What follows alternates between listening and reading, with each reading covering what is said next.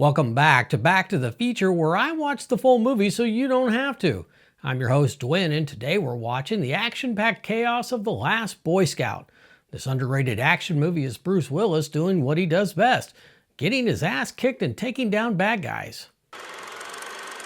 The movie opens during a rainy football game. It's halftime and star running back Billy Cole gets a phone call from a dude named Milo reminding him that there's a lot of money riding on this game. He's told to win the game no matter what, or he's history. With the game on the line, Billy rushes down the field, breaking tackles when he pulls a gun from his uniform and starts shooting his way through the defense. Everyone on the sidelines just stands there stunned. Hell, the refs didn't even throw a flag. Once in the end zone, he's surrounded by police and security. He simply takes a knee, says, "Hey, life up, bitch," and then blows his brains out in the end zone. Now that's how you start a movie. We then meet Joe Hallenbeck, a former Secret Service agent who once took a bullet meant for the president. Now he's a chain-smoking, washed-up private investigator who's always hungover. It's an understatement to say that Joe's glory days are long behind him. Then we meet ex-pro quarterback Jimmy Dix. He was banned from football for gambling and punching a corrupt team owner, and now he's drifting through life on painkillers and lots of regret. He can still throw a football though with great accuracy. Joe once again returns home after being out all night. He's not home 5 minutes before he figures out his wife Sarah is hiding her lover in the closet. He stays calm but threatens to start shooting into the closet unless she opens the door. The hidden lover steps out and Joe doesn't even seem that surprised to find out his best friend and colleague Mike is sleeping with Sarah. Still calm, he takes aim, but instead of shooting Mike, he murders their wedding photo. Joe escorts him out, but then Mike gives him a job referral to protect an exotic dancer named Cory who's been getting threats and needs some protection. No job is too small. To Joe, $500 is $500. Mike gets in his car to leave and it explodes when he turns the key. Karma works super fast sometimes. Somebody wanted Mike dead more than Joe did. At the club, Joe meets up with Cory to discuss her protection. Turns out she's dating Jimmy, who's sitting nearby eyeballing the old white dude chatting up his woman. While Cory takes the stage for some cowboy dancing, Jimmy approaches Joe. Their little chat becomes a pissing match and Jimmy takes a swing at Joe. In typical Bruce Willis fashion, he catches the punch and puts Jimmy on his butt. Later, Joe is standing guard outside waiting for Cory, and while he's distracted, someone sneaks up and brains him. He's then held at gunpoint and led down a back alley. Joe's about to take a bullet and he's cracking jokes about sleeping with the guy's wife. Cory and Jimmy come out to find Joe gone. She tells Jimmy she has a gift for him back at her place and it's something that could get his old job back. She wants to wait for Joe, but Jimmy convinces her that he'll bitch slap anyone who messes with her. He tells her to hop in her car and he'll follow her home. On his knees and about to die, Joe continues with the jokes because the gunman keeps laughing.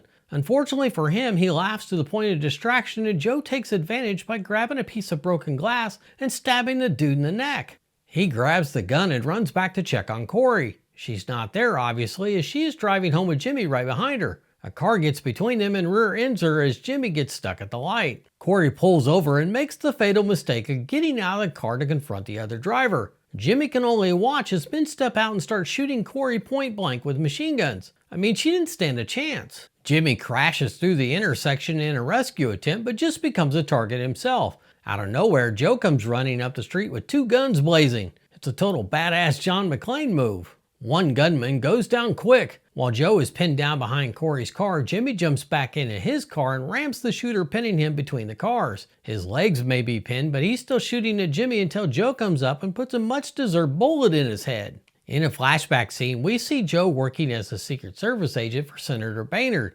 He hears screams coming from inside Baynard's hotel room. When he walks in, Baynard is assaulting a woman, so he punches him. And that's how Joe got fired from the Secret Service.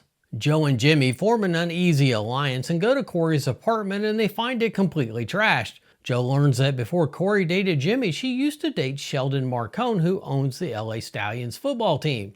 While looking for drugs, Jimmy finds what Cory had stashed. It's photos of Marcone and Baynard together and an audio tape. Jimmy then almost bites it when he gets ready to take Cory's car home. Thankfully, Joe figured out it was wired like Mike's car. Joe then removes the brick of C4 and throws it in the trunk for safekeeping. 2 men with guns approach them and Joe places the C4 on the trunk latch and lightly closes the lid. He turns over his gun his ass, but his smart mouth gets him punched in the face. Getting punched in the face is a recurring thing for Joe. Then another wisecrack gets him punched again. Jimmy tries to come to his defense, but a swift kick to the sack shuts him down. Joe tells them what they're looking for is in the trunk, and then he throws the keys away. Joe and Jimmy dive for cover as one of the men shoots the lock, not knowing he's shooting at C4. Needless to say, Joe's car explodes in their faces, killing them instantly. When the police arrive, Joe tells Jimmy to take off. He'll take the heat for this one. Jimmy gives Joe a ride home, which gives him the chance to meet Joe's 13-year-old daughter Darian, who has a smart mouth and a chip on her shoulder just like her dad. Joe and Jimmy have a drink and share their various problems and sorrows. It's a nice bonding moment between them, but it's short-lived when Joe catches Jimmy doing drugs in the bathroom. He decks him and flushes his drugs down the toilet. Jimmy then gives Joe a long monologue about how his life and career went to shit. Joe doesn't care though and tells him to hit the bricks. On his way out, Jimmy runs into Darian, who asks for an autograph and tells Jimmy that her dad was a huge fan of his. The next day, Jimmy is confronted by some goons who beat him up and toss him off a bridge. It's a good thing that parked car was there to break his fall. He's banged up, but he'll live. Joe, in the meantime, is tasered and abducted from his home while his family is asleep. Just as they're leaving, a detective shows up looking for Joe. Milo calmly grabs Joe's gun and shoots the detective dead. They then put the gun in Joe's hand for his prints and drop the gun on the ground as they drive off. Joe wakes up from his induced slumber and finds a couple of goons babysitting him. One of them isn't impressed with Joe's reputation and pretends to play nice by giving Joe a cigarette, only to sucker punch him when offering him a light. Joe takes the punch and plays along, asking for another cigarette. He gives Joe a second cigarette and Joe says he needs a light. If you touch me again, I'll kill you. The guy is like, challenge accepted. He gives Joe the light and then hits him again. Joe doesn't say a word and the guy celebrates like he just knocked out Mike Tyson. Joe pops up and hits him square in the nose. Hard. He hit him so hard the guy falls to the floor dead. In Joe's defense, he did warn the guy. Joe lights his cigarette and sits back down as Milo walks in. He introduces himself as the bad guy, but then Marcone enters the picture. He's the real bad guy here, but that still doesn't impress Joe, who keeps up with the wisecracks. Marcone has Milo teach Joe a lesson in the form of some physical punishment. Milo hits Joe in the back of the head and he gets the same warning about being killed if he touches him again. Milo ignores the warning and hits him again anyways. The police are interrogating Jimmy and Sarah about Joe's involvement in the cop's murder. But since neither one of them has any idea where Joe is, they're let go. Jimmy tracks down the address for Senator Baynard and promises Darian he'll find her dad. Meanwhile, like most movie bad guys, Marcone explains his evil plan to Joe. Football TV ratings are down, so he's bribing some politicians to legalize sports gambling.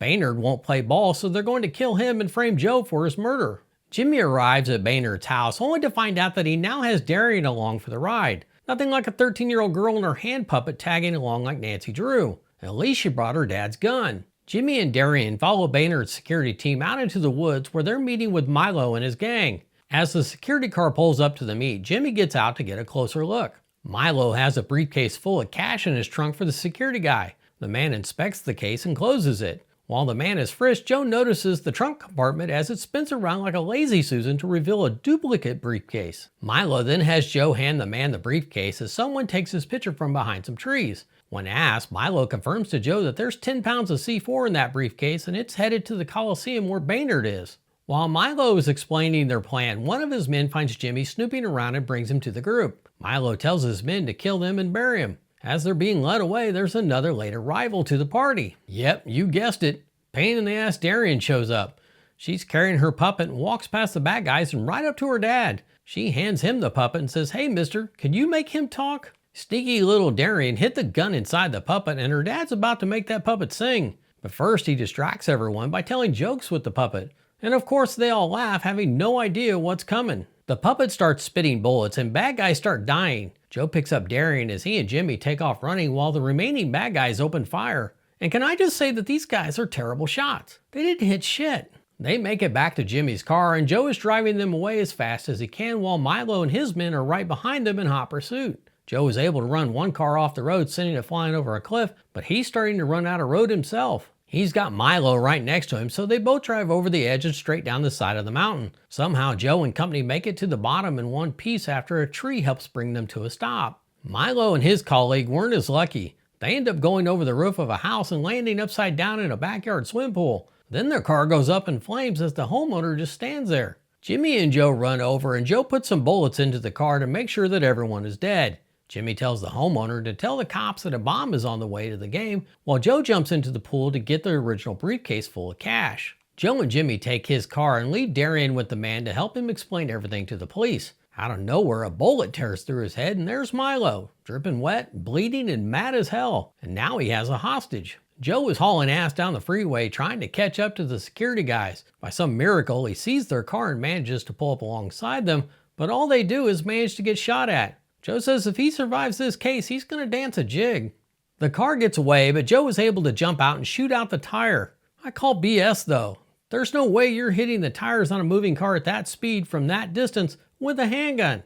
No way. The car wrecks and rolls over and the driver survives long enough to get killed by Joe. Jimmy pulls up just as the phone of the security car starts ringing. Joe answers it and it's his old pal Milo who just drove past. He's headed to the stadium and he has Darian. Joe's pissed, but he has a plan. They take the briefcase bomb and put it in the back seat. Then they grab a couple of weapons along with a box full of 12-gauge shredder cartridges that explode on impact. Those should come in handy. By sheer luck, they just happen to park next to Marcone's car at the stadium. Jimmy uses his celebrity status to walk right through security to go up to Marcone's office, where they find Marcone waiting for them. Marcone is there with Darian and his security detail. And again, Marcone takes a moment to explain his plan where Milo is up in the stadium lights with a sniper rifle to shoot Baynard at the game. Marcone then flexes his authority by shooting Jimmy through the hand just to show them who's in charge. He's about to have them killed right there, but Joe reminds him that there's still $6 million out there and he knows where it is. Joe attempts to convince Marcone that his money is in the back of a white BMW. Marcone isn't buying it, so Jimmy tells Marcone that he has the key to the locker where the money is and it's in his shorts. He reaches in and grabs one of the shredder cartridges, pretending he has the key. He then tosses it into the fireplace, saying no one gets the money because that's one of those new plastic keys. Marcone yells at his man to hurry and get the key while Jimmy tells Joe it's the kind that shred. Jimmy, Joe, and Darian hit the deck as it explodes and all hell breaks loose. The explosion sets the guy on fire, allowing Joe and Jimmy to pick up their guns. They managed to kill the other guards, but Marcone got away. Marcone heads to the parking lot and realizes Joe wasn't bluffing when he sees the white BMW next to his car with the briefcase in the back seat. He takes it and gets in his car to complete his escape. Joe figures out where Milo is perched, so he tells Darian to find a cop for safety and for Jimmy to try and warn Baynard. And sure enough, Milo is perched way up on top of the lights with a clean line of sight to Baynard's suite. While Joe is heading up through the stadium, Jimmy has made his way down to the sideline where he steals a horse and heads out onto the field. He gets his hand on a football and charges across the field just as Milo is preparing to shoot.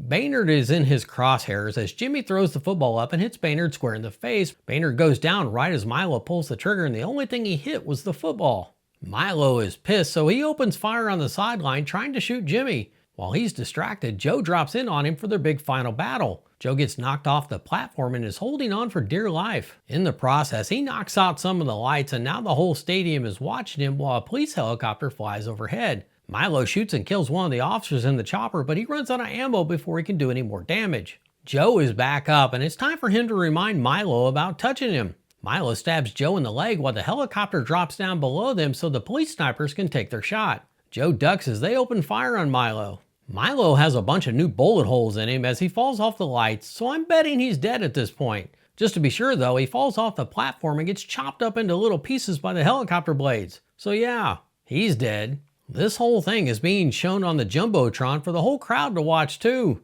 They quiet down as Joe starts dancing a jig, as promised. Even the police are confused by his actions. Jimmy is getting medical attention on his hand when Sarah shows up to find Darian. Sarah and Joe make up and Joe is in the clear with the police. But none of them realize that Marcone took the briefcase.